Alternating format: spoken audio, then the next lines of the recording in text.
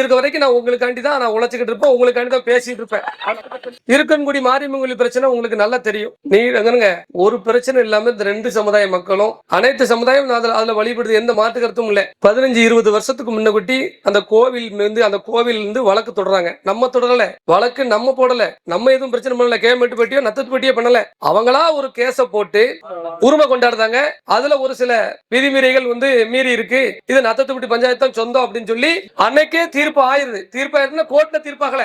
அரசு அலுவலர்கள் இடத்தை அளந்து 94ல எல்லை வரையறை பண்ணுங்கப்பா, ஊராட்சி மன்ற சட்டம் 4 படி எல்லை வரையறதை பண்ணுங்க அப்படின்னு சொல்லும் பொழுது எல்லா எல்லையும் அளக்காங்க. அப்பதான் அளக்காங்க. அதை அளந்து சொன்னதுக்கு அப்புறம் இப்ப எனக்கு தெரியுமா, அப்ப 94க்கு முன்னாடி எதுல இருந்துச்சு? 94க்கு முன்னாடி நத்தத்துப்பட்டி தான் இருந்துச்சுப்பா. புரியுதா உங்களுக்கு? நத்தத்துப்பட்டிக்குள்ளதான், நத்தத்துப்பட்டி பஞ்சாயத்துக்குள்ளதான் இருக்கக்கூடிய மாரியம்மன் இருக்கு. அதுக்காண்டி தேவை மரத்தம் சொந்தம் அப்படின்னு நான் சொல்ல வரல. அவன் என்ன நினைக்க தெரியுமா, இவன் ஒருவேளை விட்டு கொடுத்துட்டா கோயில தூக்கிட்டு போயிருவானுங்களோ, நம்மள எதுவும் கும்பிட விட மாட்டாலும் அப்படின்னு நினைக்க. அப்படி நமக்கு என்னைக்கு நினைச்சோம்? இருக்கதெல்லாம் தெருவில் விட்டுட்டு இருக்க ஒரே சாதி இந்த சாதி தான். எவன் பசின்னு கேட்டாலும் அவனுக்கு சோறு போட்டு, காலில் செருப்பு இல்லைனாலும் செருப்பு கொடுத்து, சட்டை இல்லைனாலும் சட்டையை கழட்டி கொடுத்து தெருவுக்கு பிச்சை எடுக்கிற நிலைமைக்கு வந்தது நம்ம தான். இப்படிதான் இருக்க இடம் கேட்டு கடைசியில படுக்க இடம் கேட்டு இப்ப பிரச்சனை கொடுத்து இப்ப இங்க இருக்க. இப்ப நான் தான் பாண்டியன், நான் தான் மன்னர் பரம்பரை, நான் தான் மண்ணாங்கட்டி பரம்பரை, நான் தான் ஆண்டேன் அப்படின்னு சொல்லி எல்லாத்தையும் கொண்டு வந்தாச்சு. எது அதுக்கு உதவி செஞ்சது பாவமாடா? அந்த மாதிரி ஒரு குற்றத்தை நம்ம ஒரு காலமும் சரி பிற சமூகத்தை வாழ்க்கையில ஒரு தடவை கூட